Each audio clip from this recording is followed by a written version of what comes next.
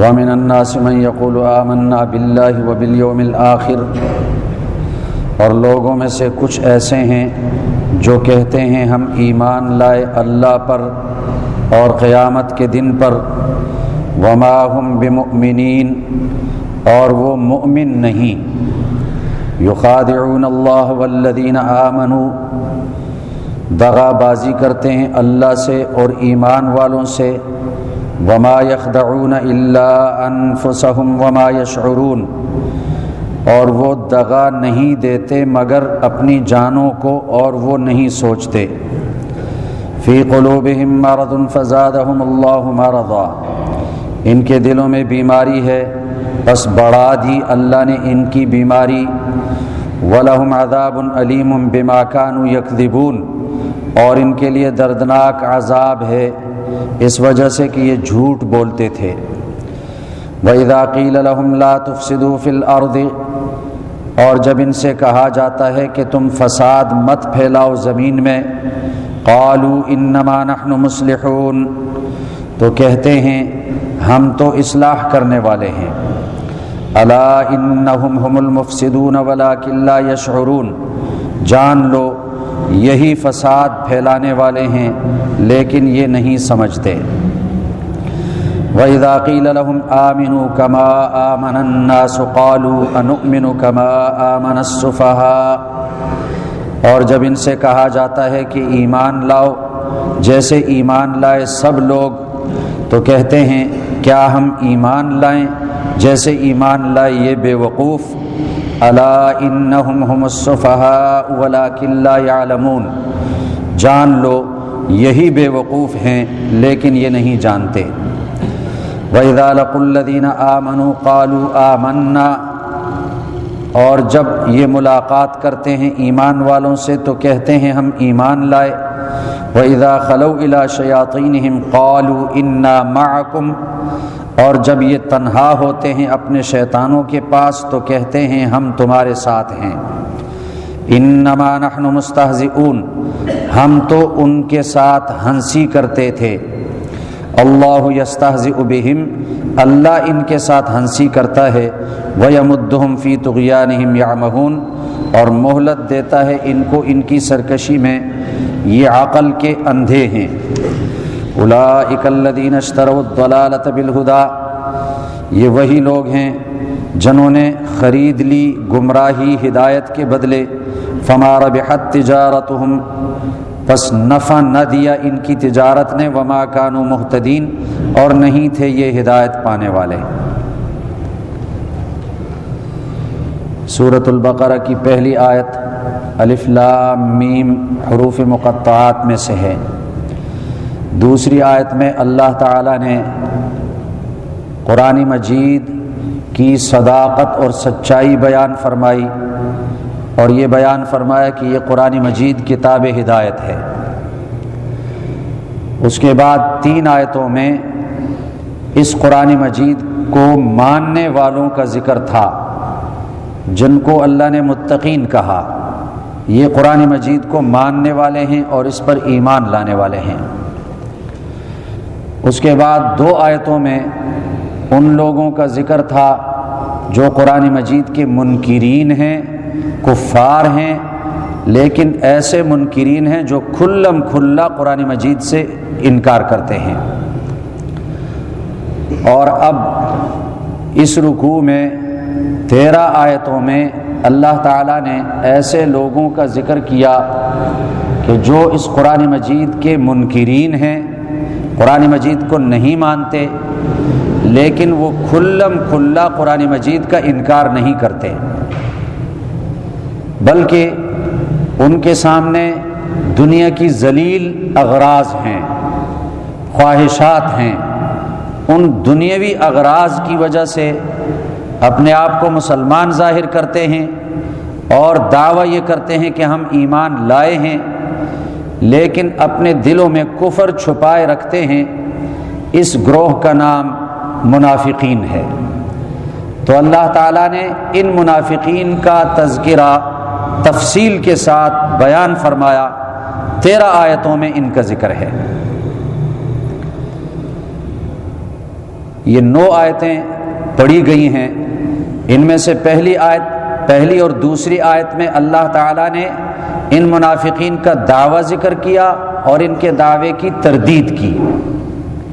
ان کا دعویٰ یہ ہے وَمِنَ النَّاسِ، فرمایا لوگوں میں سے کچھ ایسے ہیں جو اپنی زبانوں سے تو یہ کہتے ہیں ہم ایمان لائے اللہ پر اور قیامت کے دن پر، لیکن حقیقت میں وہ مومن نہیں، ان کے دلوں کے اندر کفر پڑا ہوا ہے اور وہ اپنے ایمان کو ظاہر کرتے ہیں دنیاوی اغراض کے لیے کہ مسلمانوں کے پاس زکوٰۃ کا مال بھی آتا ہے، غنیمت کا مال بھی آتا ہے، تو ہم اپنے آپ کو مسلمان ظاہر کریں گے، ہمیں غنیمت کے مال میں سے زکوٰۃ کے مال میں سے حصہ ملے گا اور مسلمان ہماری مخالفت نہیں کریں گے۔ لیکن دوسری طرف وہ کافروں کے پاس جا کر ان سے ملتے ہیں اور اپنے کو ان کا ہمدرد ثابت کرتے ہیں تاکہ ان سے بھی ہمیں مفادات حاصل ہوں۔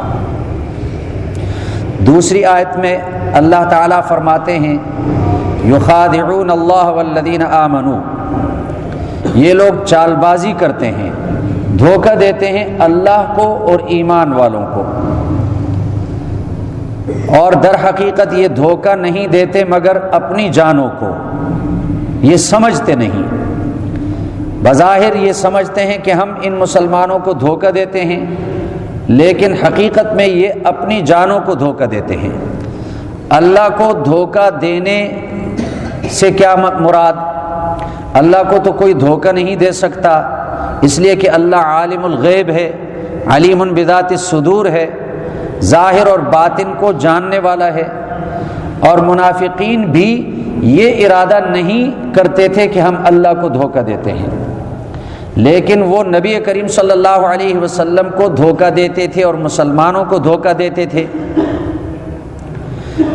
تو اللہ کو دھوکہ دینا اور ایمان والوں کو دھوکہ دینا، اس کو ایسا سمجھا گیا جیسے اللہ کو دھوکہ دینا، لیکن اللہ نے فرمایا کہ یہ دھوکہ اپنی جانوں کو دیتے ہیں، اس لیے کہ اللہ تعالیٰ وحی کے ذریعے سے اپنے نبی کو ان کی چال بازی بتا دیتا ہے۔ نبی کریم صلی اللہ علیہ وسلم پر وحی آتی ہے، وحی کے ذریعے سے ان منافقین کی چال بازی ظاہر ہو جاتی ہے اور پھر مسلمانوں پر بھی ان کی چال بازی ظاہر ہو جاتی ہے، تو یہ دھوکہ انہوں نے اپنی جانوں کو دیا۔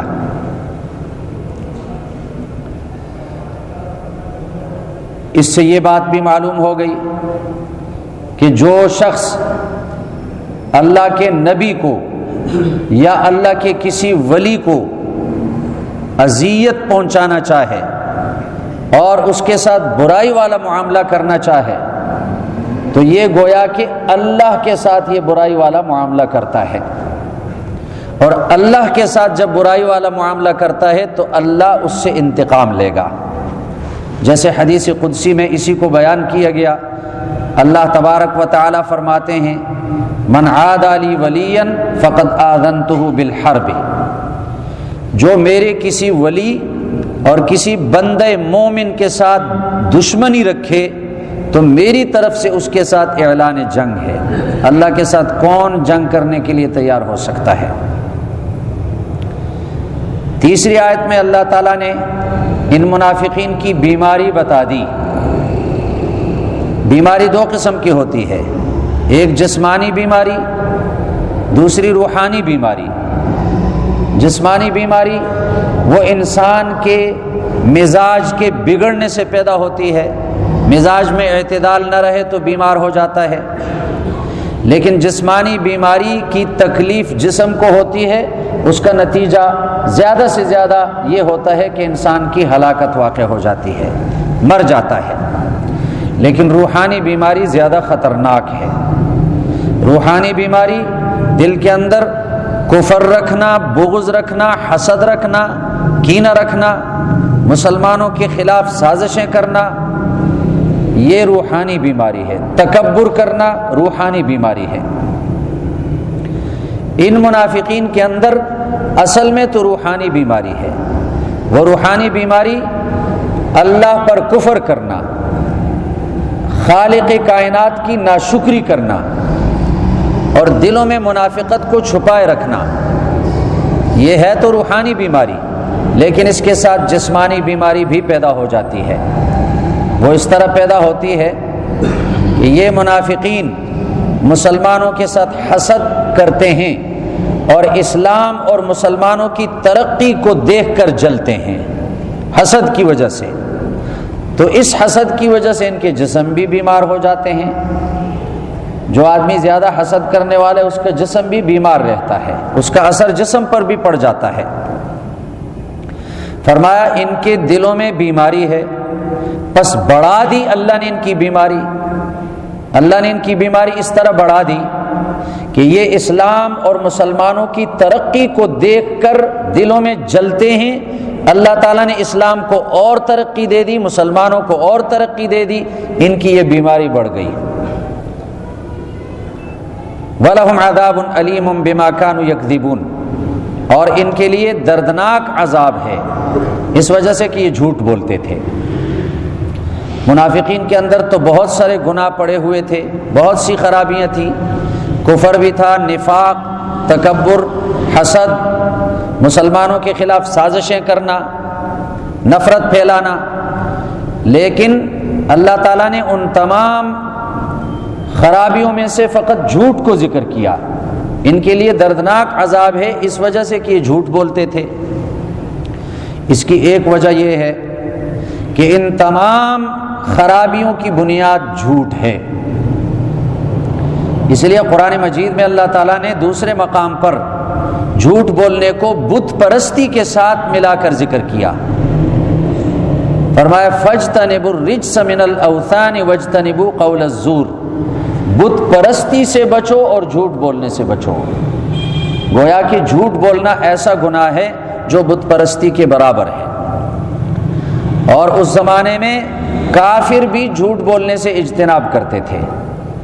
یہ منافق جھوٹ بولتے تھے، تو جھوٹ بولنا ساری خرابیوں کی بنیاد ہے۔ اور دوسرا اس بات کی طرف اشارہ ہے کہ جھوٹ خطرناک گناہ ہے، اس لیے اللہ تعالیٰ نے ان کے گناہوں میں سے اس جھوٹ والے گناہ کو ذکر فرمایا، اور ان منافقین کے لیے عذاب اسی جھوٹ پر مرتب فرمایا۔ چوتھی آیت میں اللہ تعالیٰ نے ان منافقین کا ایک مغالطہ ذکر فرمایا، ان کی غلط فہمی۔ وَإِذَا قِيلَ لَهُمْ لَا تُفْسِدُوا فِي الْأَرْضِ، ان منافقین سے جب یہ کہا جاتا ہے کہ تم زمین میں فساد مت پھیلاؤ،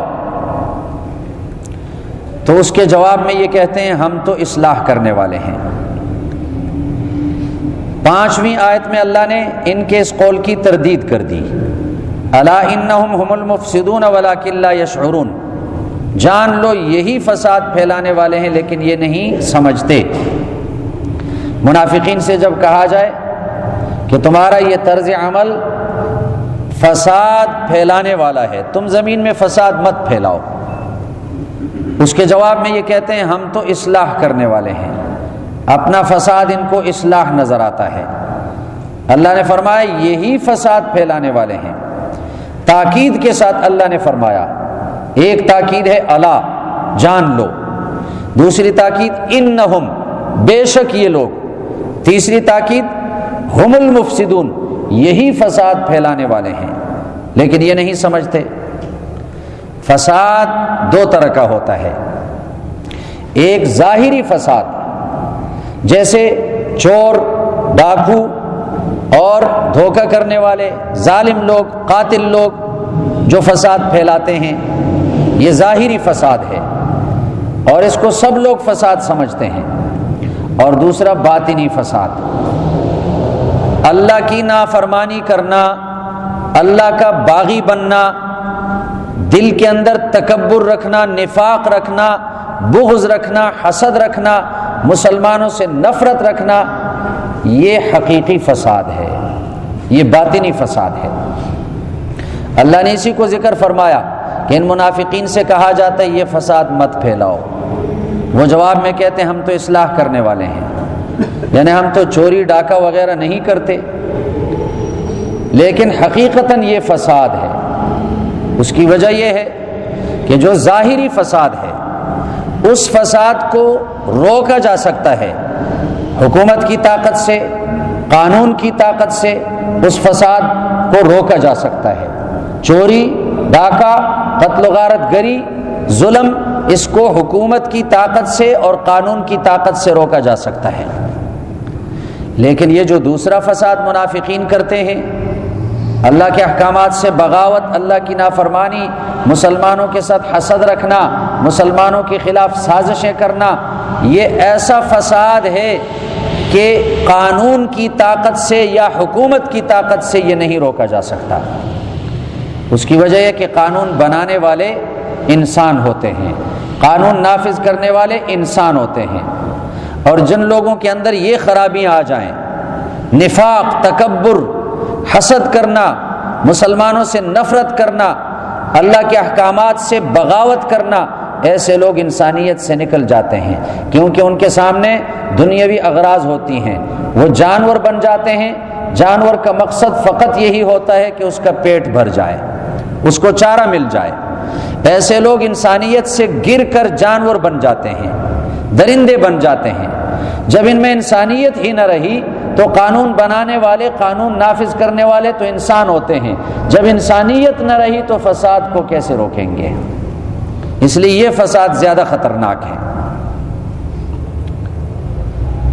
وَإِذَا قِيلَ لَهُمْ، یہ 6ٹھی آیت ہے، اس میں ان منافقین کے سامنے صحیح ایمان، صحیح عقیدہ اور صحیح عقل کا ایک معیار رکھا گیا، ایک نمونہ بیان کیا گیا۔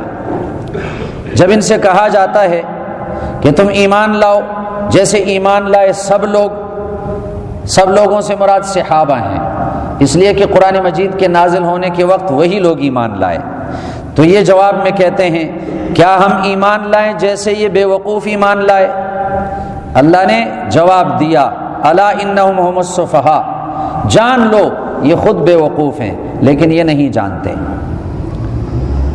صحیح ایمان اور صحیح عقیدہ اور صحیح عمل کا معیار صحابہ کرام ہے۔ اگر کسی کو اپنا ایمان پرکھنا ہے کہ میرا ایمان صحیح ہے یا نہیں، میرا عقیدہ درست ہے یا نہیں، میرا عمل درست ہے یا نہیں، وہ اپنے ایمان، اپنے عقیدہ، اپنے عمل کو صحابہ کرام کے ایمان اور عقیدہ اور عمل پر پیش کرے۔ جیسا ایمان صحابہ کا تھا، اگر اس طرح ایمان اس کا ہے، یہ درست ہے۔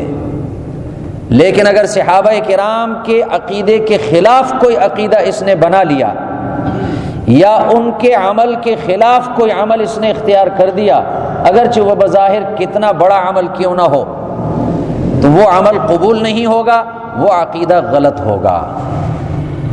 صحابہ کرام کو اللہ تعالیٰ نے معیار حق بنا دیا،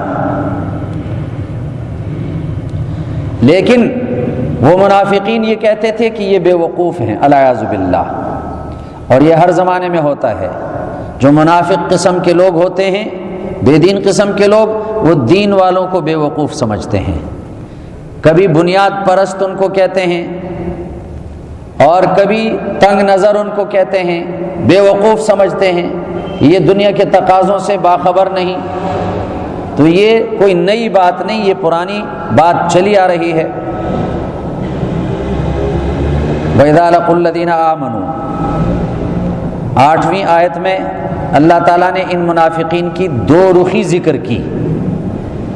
اِذَا لَقُوا الَّذِينَ آمَنُوا، جب یہ ایمان والوں سے ملتے ہیں تو کہتے ہیں ہم ایمان لائے، اور جب یہ اپنے شیطانوں کے پاس تنہا ہوتے ہیں، شیطانوں سے مراد ان کے بڑے، ان کے سردار، اگرچہ وہ انسان ہیں، ان کو شیطان کہا، ان سے جب ملتے ہیں تو ان سے کہتے ہیں ہم تمہارے ساتھ ہیں۔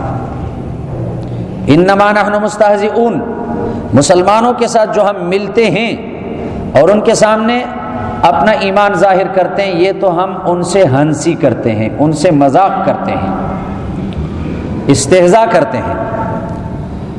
تو منافقین کی دو رخی یہ ہے کہ ادھر جب دیکھتے ہیں کہ مسلمانوں کو تھوڑی سی ترقی ہو رہی ہے اور مسلمانوں کے پاس مال و دولت آ رہی ہے، زکوٰۃ کا مال، غنیمت کا مال، تو پھر آمنا آمنا کے دعوے کرتے ہیں، ہم ایمان لائے، ہم تمہارے ساتھ ہیں، تاکہ ادھر سے ان کو فائدہ ملے۔ لیکن جب کوئی مصیبت آتی ہے، مشکلات میں پھنستے ہیں اور تنگ دستی آتی ہے، تو پھر یہ منافقین خفیہ راستے سے جا کر کافروں سے ملتے ہیں اور ان سے کہتے ہیں ہم تمہارے ہیں، ہمیں امداد دے دو۔ اور ہم جو مسلمانوں کے ساتھ ملتے ہیں یہ ان کے ساتھ مذاق کرتے ہیں، استہزاء کرتے ہیں۔ اللہ تعالیٰ نے اس کا جواب دیا، اللہ یستہزئ بہم ویمدہم فی طغیانہم یعمہون، اللہ ان کے ساتھ ہنسی کرتا ہے اور ان کو مہلت دیتا ہے ان کی سرکشی میں، یہ عقل کے اندھے ہیں۔ اللہ تعالیٰ ہنسی اور مذاق سے بالا تر ہے، لیکن اللہ نے اپنے طرف جو ہنسی کی نسبت کی، اس کا ایک مطلب تو یہ ہے کہ یہ منافقین جو مسلمانوں سے ہنسی اور مذاق کرتے ہیں، اللہ اس پر ان کو سزا دے گا، تو اللہ کی طرف سے ان کو سزا دینے کو ہنسی کہا گیا۔ یہ تو دنیا میں سمجھتے ہیں کہ ہم مسلمانوں کے ساتھ مذاق کرتے ہیں اور تمسخر کرتے ہیں، ہنسی کرتے ہیں، اپنے آپ کو تسلی دیتے ہیں، لیکن جب اللہ تعالیٰ ان کو عذاب دے گا قیامت میں یا دنیا میں، تو پھر ان کو پتہ چل جائے گا کہ یہ ہنسی تو انہوں نے اپنے ساتھ کی۔ اور دوسرا مطلب اس کا یہ ہے کہ اللہ تعالیٰ کا ان کے ساتھ ہنسی کرنا یہ ہے کہ اللہ ان منافقین کو مہلت دیتا ہے، ڈھیل دیتا ہے اور عذاب کو مؤخر کر دیتا ہے، تو عذاب نہ آنے کو دیکھ کر یہ منافقین اور زیادہ سرکش بن جاتے ہیں، یہاں تک کہ اچانک ان پر پکڑ آتی ہے، یا دنیا میں عذاب آتا ہے یا موت آ جاتی ہے اور موت کے بعد سیدھے عذاب میں چلے جاتے ہیں۔ تو اللہ کا استہزاء کرنا یہ ہے، جیسا کہ کوئی اندھا شخص راستے پر جا رہا ہے اور اس کے سامنے گہرا گڑھا ہے، کنواں ہے، اور لوگ بیٹھے ہوئے ہیں اس کو دیکھ رہے ہیں، لیکن اس کو روکتے نہیں اور کہتے ہیں اس کو جانے دو تاکہ یہ چلتے چلتے اس گڑھے میں گر جائے، تو یہ اس کے ساتھ ایک ہنسی ہے، ایک مذاق ہے۔ تو اللہ بھی ان کو مہلت دیتا ہے، اور اللہ کی مہلت کو دیکھ کر یہ غفلت میں اور زیادہ بڑھ جاتے ہیں، جہالت اور گمراہی میں اور زیادہ بڑھ جاتے ہیں، پھر اچانک اللہ کی پکڑ آتی ہے اور اللہ ان کو یا تو دنیا میں عذاب میں مبتلا کر دیتا ہے یا موت کے بعد عذاب میں اللہ ان کو مبتلا کر دیتا ہے۔ اولئک الذین اشتروا الضلالۃ بالہدی، اس آیت میں اللہ تعالیٰ نے منافقین کے اس طرز عمل کو تجارت کے ساتھ تشبیہ دی۔ تجارت میں کچھ دینا پڑتا ہے، کچھ لینا پڑتا ہے۔ ان منافقین نے ایمان دے دیا اور کفر لے لیا۔ کفر تو اپنایا انہوں نے ابتدا سے، لیکن ایمان کو بھی قریب سے دیکھا، ایمان والوں کو بھی قریب سے دیکھا، اور ایمان اور کفر دونوں ان کے سامنے تھے، لیکن انہوں نے ایمان چھوڑ دیا اور کفر کو اپنا دیا۔ یہ تجارت کی انہوں نے، لیکن اللہ فرماتے ہیں فما ربحت تجارتہم، یہ وہ لوگ ہیں جنہوں نے خریدی گمراہی ہدایت کے بدلے، لیکن ان کی تجارت نے فائدہ نہ کیا۔ یہ تجارت گھاٹے میں ہے اور خسارے والی تجارت ہے، اس لیے کہ قیمتی چیز دے کر گھٹیا چیز خرید لی۔ ایمان قیمتی دولت ہے، وہ قیمتی دولت دے کر کفر جیسی گھٹیا اور ردی چیز خرید لی۔ ایمان ہمیشہ کی تکلیفوں سے نجات دینے والا ہے، راحت دینے والا ہے، ایسی راحت دینے والی چیز کو دے کر کفر جو ہلاکت میں ڈالنے والی چیز ہے اس کو اختیار کر دیا۔ اللہ نے فرمایا فما ربحت تجارتہم، ان کی تجارت نے نفع نہیں دیا، وما کانوا مہتدین، اور یہ نہیں تھے ہدایت پانے والے۔ تو منافقین کی خرابیاں جو اللہ تعالیٰ نے ان آیتوں میں ذکر کی ہیں، اگر یہ خرابیاں آج کے دور میں کسی شخص کے اندر پائی جائیں کہ وہ بظاہر اپنے آپ کو مسلمانوں کے ساتھ شمار کرتا ہے اور مسلمانوں کے سامنے کہتا ہے ہم بھی مسلمان ہیں، لیکن خفیہ کفار کے ساتھ اور اسلام کے دشمنوں کے ساتھ ان کے تعلقات ہیں، ان کا رابطہ ہے، تو یہ بھی منافقت ہے۔ اسی طرح منافقین جھوٹ بولتے تھے، منافقین مسلمانوں کی ترقی کو دیکھ کر جلتے تھے، منافقین سچے مسلمانوں کو بے وقوف سمجھتے تھے، نادان اور ناسمجھ سمجھتے تھے۔ اگر آج کے دور میں بھی کوئی مسلمانوں کی کامیابی اور ترقی کو دیکھ کر جلنے لگے، حسد کرنے لگے، یا جو سچے اور پکے مسلمان ہیں ان کو بے وقوف کہنے لگے، ان کو ناسمجھ اور زمانے کے تقاضوں سے ناواقف کہنے لگے، تو یہ طریقہ بھی وہی منافقین والا ہے۔ اس لیے ہمیں بھی چاہیے کہ منافقین کے اندر جو خرابیاں تھیں ان سے اپنے آپ کو بچائیں، ان سے اپنی حفاظت کریں۔ اللہ تبارک و تعالی نے فرمایا ان المنافقین فی الدرک الاسفل من النار، یہ منافقین جہنم کے نچلے گڑھے میں ہوں گے۔ حدیث پاک میں نبی کریم صلی اللہ علیہ وسلم نے ارشاد فرمایا آیت المنافق ثلاث اذا حدث كذب واذا وعد اخلف واذا اؤتمن خان۔ منافق کی 3 نشانیاں ہیں۔ پہلی نشانی یہ ہے کہ جب وہ بات کرتا ہے تو جھوٹ بولتا ہے۔ دوسری نشانی یہ ہے کہ جب وہ وعدہ کرتا ہے تو وعدہ خلافی کرتا ہے، بظاہر وعدہ کرتا ہے لیکن دل میں نیت یہ ہوتی ہے کہ وعدہ پورا نہیں کروں گا، یہ منافق کی نشانی ہے۔ اگر وعدہ کر لیا اور ارادہ ہے دل میں کہ وعدہ پورا کروں گا، پھر کسی رکاوٹ کی وجہ سے پورا نہ کر سکا تو کوئی گناہ نہیں۔ تیسری علامت اذا اؤتمن خان، جب اس کے پاس امانت رکھی جائے اس میں خیانت کرتا ہے۔